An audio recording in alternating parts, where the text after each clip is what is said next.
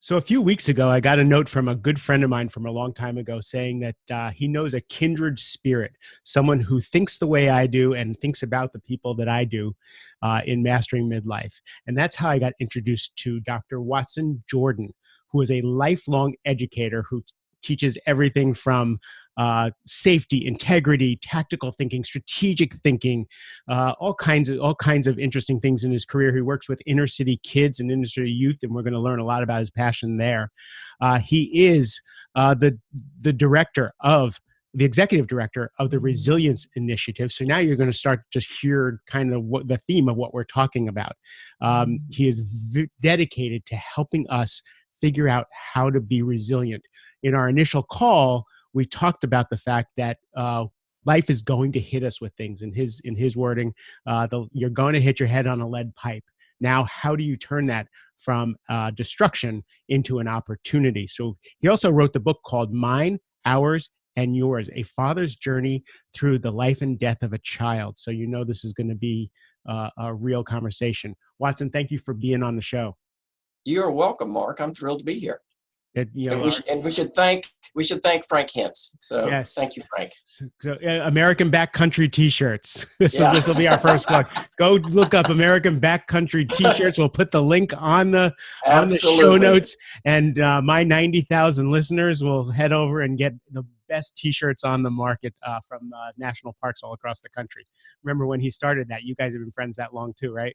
Correct. Yeah. So follow your dream. We should have Frank on to talk about following your dream. That's cool. But right now we're talking about what you're up to and everything that you talk to. You know, you and I could talk for hours and hours and hours about all the cool things you're bringing to the world. But resilience is something that I think the people that I talk to really care about. Why is it so important to you to bring that in the world? The thing about resilience that's a motivator for me is I look around and I see the midlife crisis that you speak to.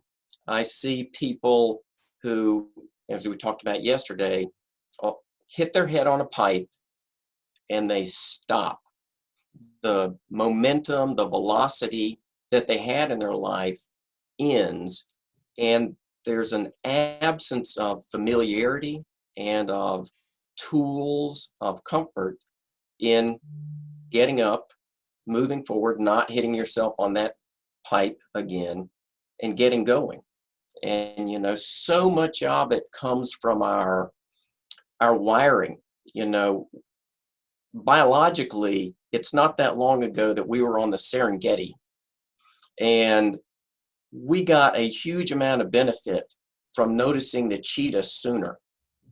So we had all of this avoid fear, avoid pain thing going on. We're not far away from that, but the world is not like that now.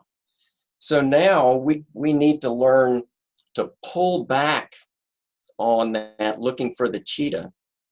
So hold on. So what you're saying is our bodies are wired as if we're on the Serengeti, but we're not on the Serengeti anymore, but our body's still reacting to it as if.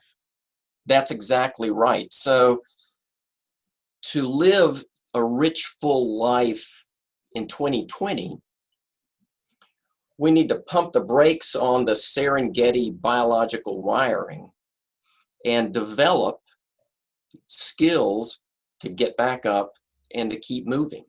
And getting that in concert with, it's one part managing your biology, but it's also feeding the emotional, the spiritual, the intellectual parts of our lives that add to a collective where we do have a satisfying life. So that's the bump in the head, and knowing, I took a bump in the head and now I have to keep going. This, as you mentioned, came from my wife and I had a third child. He was born very early. He had Down syndrome. Those children have a unique set of physical problems. Not all Down's kids have them all. He had everything. In our race for him to get big enough to save, we flew to a hospital and they made a medical error with his medication and killed him. So that's uncharted water for me. For most of us, something like that is uncharted water. But the thing that I have learned, most people have had something horrible happen. I Yeah. think it's more uncommon to have never had something horrible happen. I don't really subscribe to there's a hierarchy of horrible, but I do feel like you reach a point in your life, maybe uh, in midlife is where the context comes from, where I feel like I'm able to identify a real problem because I've had a real problem. There are not many real problems. So you're And able to discern the fake correct, problems, the cheetah that isn't there, from the real problems. right? Because most of us, I think all of my problems are a size 16 problem, which is, I think, a common way to begin, but it's a real skill to go, oh, all of the things I think are problems today are less than a one. My life is filled with, I think it's common for people's lives to be filled with problems that are less than a one. Sometimes you get a 20, but most of the time it's traffic or which is nothing. It's that type of, but having gone through that experience, I feel competent to identify a real problem. So how do you So how do you help other people? Where do you start with people to develop resilience? I've thought about this a lot, and as an educator, so it's helpful to have someone to talk with. So if someone can go from not talking to someone, it could be anyone, it could be a monkey. That's a real step forward. Um, but when I talk with people and with groups, I found as an educator, it's good to simplify it and to make it easier to remember. So I think about 5-3-1 resilience. So the 5 is we need to know who the 5 people are that we're with the most. And I would go, I need to have, so we could call that our inner circle. That's a really important group. And I need to be able to go to those 5 people and to share what's going on with me. And this is really important, and to listen to them share what's going on with them. So 5 people is a big deal. I find with women generally have some semblance of a posse, some semblance of a group or support. Men, I most of the time when I talk to them, like, who do you talk to? And they're like, oh, well, I talk to the number 2 in my company if they're a CEO, or I talk to my sister, or or one college buddy every once in a while. And I'm shocked at how few men have a group of people to talk to share authentically. And I think there are different ways to go at it, but for our purposes, there's a benefit if I can relate to those 5 people closely. So it may be if it were all men that there could be an upside there. But the big part is giving it some thought and feeling good about who the 5 people are. So how do you go out and And find, how do you out, so let's say you're listening right now and you're like, I don't have 5 people. How do you find 5 people? well, that we'll go there at number 3. Okay. But the real beginning of 5 is we're surrounded by people pretty much no matter what we do. So sometimes you have to look at the 5 and you have to go, these 2 people are bringing me down. Mm, So sometimes to get to a really good 5, you have to go to 3 got it. and then go, well, what characteristics do these people have that I admire, that I want to be around more. And I would go, it's better to have 2 good ones that you feel great about than 5 and not feel good about 3 of them, but to work on that. So that's the 5. The 3, and this, I think, if many men are at the nascent stage of having 5 strong friendships, then the 3 is 3 communities. And again, are there communities that I belong to, that I add something to, and that I take something from? So an example, I like to go to yoga. I'm not on the cover of Yoga magazine. But I like to go to yoga. So I go consistently. I feel better after I go to yoga than I do before. I feel better after going to yoga for 3 years than I did after the first year. But there's a community of people who are looking for that type of experience. Now, I like yoga. It could be skydiving. It could be swimming. It could be playing chess. It, it could be anything. And with the internet, now this is another example that's also kind of a little bit of a plug. I have a former student, Patrick Reynolds, who started an online fitness program called Kenzai. So I work out with them, but it's all online. So I've gotten to be friends with people all over the Oh, world. wow. That's so cool. I That mean, link is on your website too.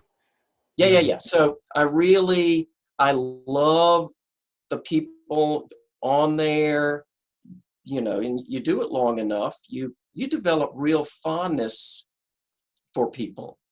But having communities that I can share successes and I can share failures, I can listen to, but I think 3 communities is good. There's probably nothing magic about 3. It's hard to really participate in 18 communities. No, but that really resonates with me because I know I always have 3 very strong communities going at all times And I in my think life. that's very doable. For me, if I were prescribing, one would be physical and one would be spiritual, and the other would be whatever you want, because, you hear people say we're spiritual beings having a physical experience. And I go, okay, I can buy into that. And we're having a physical experience. We're here. So I kind of, taking care of ourselves fitness wise, nutritionally, getting enough. Those are big tickets. I mean, getting Sure. that right is a real cornerstone for a rich, full life. So 3 communities. So 5 people, 3 communities, and 1. It is good to have one core belief. One thing, and you can probably have more than one, but it's hard to have 12 core beliefs.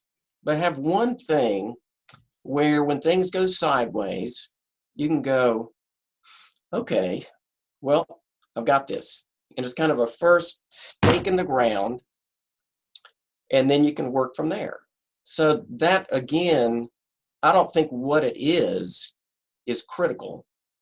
Yeah, But I totally need examples though, because I have ideas of what my core belief might be, but right, I'm curious as what you would when you're having a conversation with someone, how do you guide someone towards that core belief?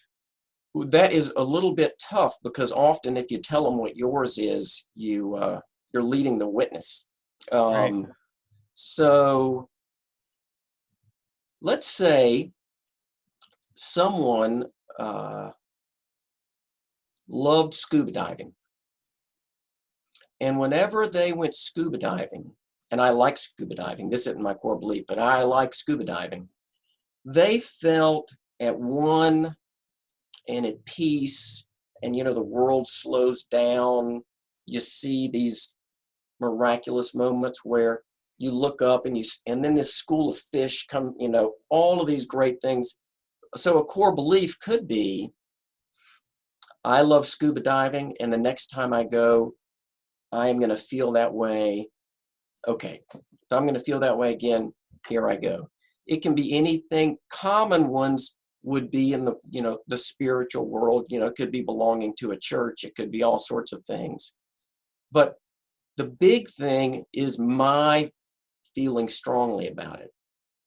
So it's my core belief. Mark's core belief is awesome for Mark. Right.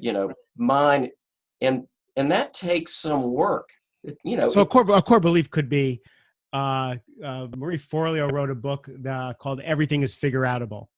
So a core belief could be, I can figure my way out of any situation that I'm in. So if I hit my head on a pipe, I can go, all right, this hurts, but I can figure this out. My personal core belief would be that everything is one. God's got it all. And we're safe no matter what's going on in the world. I'm cool. So whenever I get scared, I realize I'm just buying into the illusion, and I'm cool, and I can work my way through it. So that's my core belief. Here's another example I just thought of when you said that. So that was a perfect prompt for kind of the memory bubble. My brother-in-law, Mike Cleary, was having a conversation with someone long ago. And he was talking about he was trying to do something that was difficult. And this guy looked at him, and the stars had kind of, everything had lined up. And the guy went, well, Mike, you're a smart guy. You can figure it out. Something about where it was said, how it was said, when it was said, all of the context gave him perfect retention on that. And it really resonated with him. And I think if I told him the story, and I would go, so Mike, I think your core belief is, I'm smart, I can figure this out. He would go, yeah. So it could be a moment like that is like a spear in the chest. Yeah, I get that. So, but the point is, and it may be that you have to reverse engineer it. You don't know what your core belief is. So you talk with people in your 3 communities. You go talk with the 5 people that you're closest to make sure they line up the right way. But I think when someone has those 3 things, 5 friends, 3 communities, know what their core belief is, they built some resilience. And so much of it, if when we're alone, we are not at our best. And it is a tough road to hoe being alone. And so finding ways to build out the structure to build resilience, that's what I tell people, that those 3 things, they're easy to remember, they're doable, they're sophisticated enough to be meaningful, but they're not so complicated that you can't do them. No, it's very simple, very straightforward, and very resonant for me. We'll put that in the show notes. So I'd like you to kind of share the story. I saw a blog on your website that says resilience demands sailboats and captains, not cars and drivers. And I was like, he's got to tell the story of that, because that just sounds cool. It's a great story. Part of the resilience initiative is I interview people about resilience. Part of it is we have an executive writer series where someone is an executive writer and they pen 4 short essays. So Ross Peters, he is a gifted writer, and he is a very strong leader in education. So he's the one who penned that. So his idea was that sailing is more of an art, that you have to sail a lot to get better at sailing. And in the executive writer series, we talk about leading a group of people, leading an organization.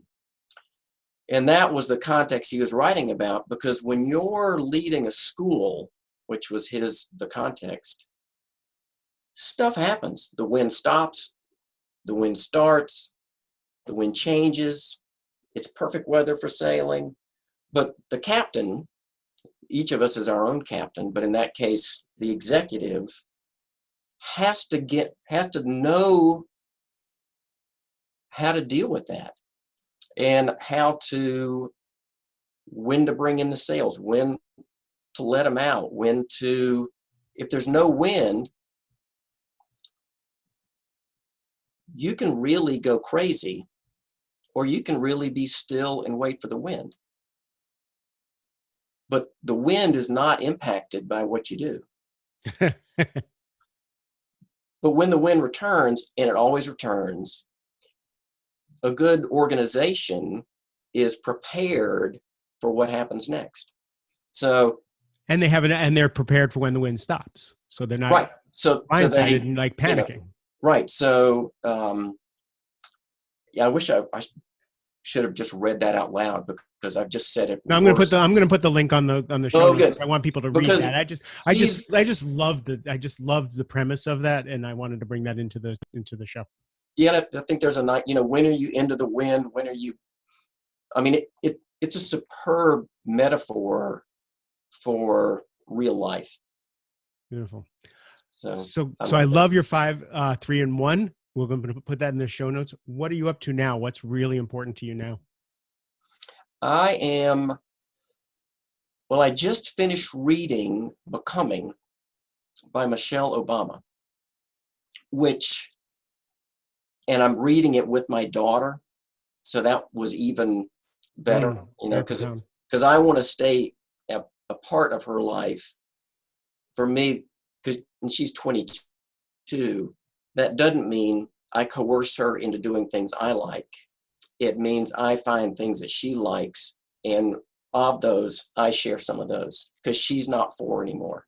I need to continue to wake up.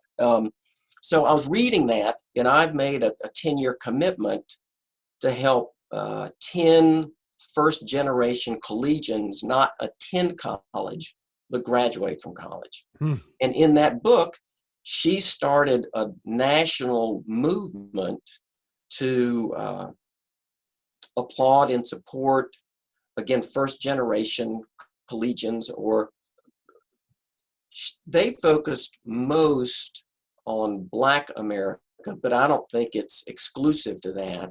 My piece about first-generation collegians, when someone from a family graduates from college where no one in that family had before, that whole family is changed. Everybody else in that family then goes, well, I could do that. And that is super powerful. So, but I'm looking to help 10 people graduate from college, and that if I am involved in their lives, their chances of doing that go up. That I can just be supportive, kind of whatever they need. So it's a little mentoring, a little coaching, a little cheerleading. But I signed up today for her national program, and I work with an at-risk youth group in town, and I'm going to try to bring that into that group. So lining up resources. So that's what I'm working on today. And yeah. That's cool. I'm so glad I met you. You're such an impactful and thoughtful man that I wanted to share you with all of my wonderful people who I love. So where can people find you if they want to get more of you? At sprinklecaldwell.com, and if you could put that in the notes. It will be in the notes. I just wanted to say it out loud. Yeah, it's a little bit of a mouthful, but it's named after my uncle Henry Sprinkle, who, when I was a boy, I'm not the sharpest pencil in the pack on schoolwork, but I have abilities. And he was the smartest guy in our family, my uncle Henry Sprinkle. And he got a computer long ago, the kind where you plugged him into the back of a TV and he couldn't get it to work. And I was over there, and he said, hey, maybe you can help me with this. And as luck would have it, I, in a minute, diagnosed that the vertical hold was out. And our listeners, people that look like us, will remember what a vertical hold was. And it had been working the whole time, but now it was on the screen where before it wasn't. And the smartest guy that I knew turned and looked at me and said, "You're a genius." So that's where, so that's There's your core belief. Your core yeah, belief now is you're a genius. That resonated. You got it. right. So that's where the sprinkle comes from. And Caldwell, when I was 18, I worked one summer up in the mountains of North Carolina, saving this house on some property we have from nature. And so I worked all summer with this old guy, Willie Caldwell, who, if you have a picture of a mountain guy who, I mean, I couldn't pick up his tool chest. He had to be 70. I could barely pick it up. And every day he would just reach into the truck, take it up the hill. But he, at one point we were talking, and sometimes, again, you hear something that you remember. He said, "Never let a chance to say nothing pass you by," which I thought was not the worst advice I ever heard. Never let the opportunity to say nothing pass you by. Never let the chance to say nothing pass you by. So Wow. I've said that so many times, I don't even know if he said that anymore. But Right. I like the way it sounded, Sprinkle Caldwell. So that's where you can find me. I'm going to ponder that for a while. So thank you. I will put that in the show notes. Again, I appreciate you sharing your wisdom. Well, you are welcome. And to all you fine listeners, I just appreciate you and I'm so grateful that you stay with us. Please send me suggestions. What do you want to hear about? What do you want to learn about? Who would you like me to interview? I love you and have an incredible rest of the day. Thanks, Mark.